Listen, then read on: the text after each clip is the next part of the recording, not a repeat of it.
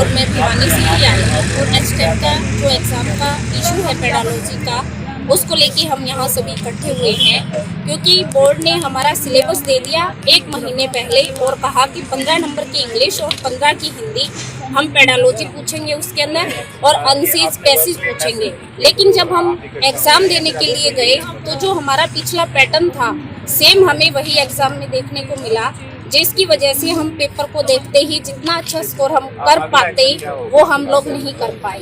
अब हमारी बोर्ड से एक ही मांग है कि हम सभी बच्चों को, जितने भी एचटेट के बच्चे हैं जिन्होंने एग्ज़ाम दिया, उनको ग्रेस मार्क्स दी जाए, 30 मार्क्स की ग्रेस मार्क्स मिले, क्योंकि हमने वो चीज़ें पढ़ी ही नहीं, ग्रामर को हमने पढ़ा ही नहीं, और जो ग्रामर हमने नहीं पढ़ी फिर वो हमारे एग्ज़ाम में पूछी जाती है, तो कैसे हम उसके लिए मेंटली प्रिपेयर, क्यों हमें सरकार है ना बार बार है ना मेंटली हैरेसमेंट कर रही है।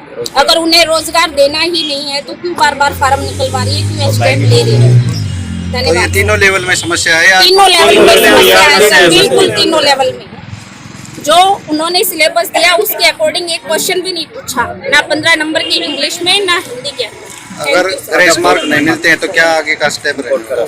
हम कोर्ट का रास्ता देखेंगे, कोर्ट केस करेंगे 101%। सभी जो मेरे साथी यहाँ खड़े हैं सभी के सभी हम तैयार हैं। हमारे पास पूरी लिस्ट है, वो सिलेबस का भी है और जो एग्जाम हमारा आया है क्वेश्चन पेपर वो भी हमारे पास है।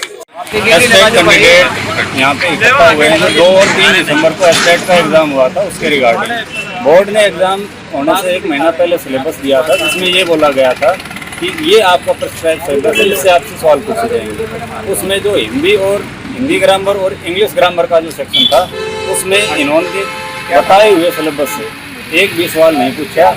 हम जो सिलेबस इन्होंने नहीं पूछा है और जो आना चाहिए था उसके रिगार्डिंग ग्रेस मार्क्स की डिमांड के लिए सारे इकट्ठा हुए हैं कि हमें ग्रेस मार्क्स दिया जाए। और वो हमारा ग्रेस मार्क्स जो हिंदी और इंग्लिश का टोटल बनता है वो 30 मार्क्स का है। 15 नंबर की हिंदी है उसमें और 15 नंबर की इंग्लिश है। अगर आपकी मांगे नहीं मानी जाती तो आगे क्या करेंगे? हम अगर मांगे नहीं मानी जाती है तो हम फिलहाल चेयरमैन साहब से, सेक्रेटरी साहब से पोलाइटली रिक्वेस्ट करने आए हैं। तो अगर मांगे नहीं मानी जाती हैं तो हम कोर्ट का रास्ता देते हैं। इससे पहले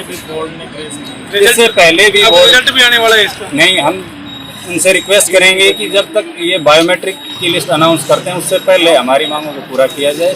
अदरवाइज हम कोर्ट में जाएंगे और वहाँ से फिर केस करेंगे रिजल्ट उससे पहले अनाउंस। ये टीजीटी वाला और बोल देंगे। इससे पहले भी एक बार ऐसा हुआ है कि 2017 में टीजीटी पंजाबी में 17 क्वेश्चन आउट ऑफ सिलेबस आए थे, तो बोर्ड ने वहाँ पे 21 क्वेश्चन को करेक्ट मानते हुए या गलत मानते हुए उन्होंने ग्रेस दिया है, आउट ऑफ सिलेबस मानते हुए ग्रेस दिया।